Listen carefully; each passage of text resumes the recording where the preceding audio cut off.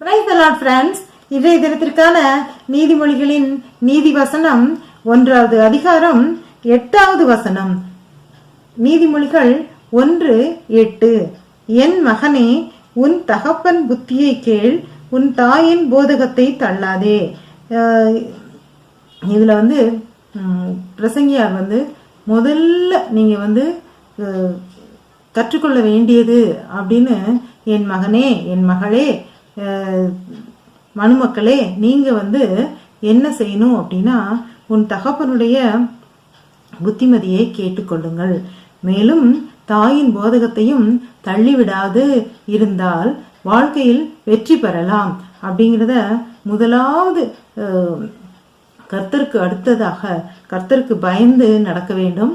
அடுத்ததாக தகப்பனையும் தாயையும் அவர்கள் சொல்லுகிற புத்திமதியையும் போதகத்தையும் தள்ளாமல் கேட்க வேண்டும் என்பதை மனுக்குலத்திற்கு ஒரு பாடமாக குறிப்பிடுகிறார்.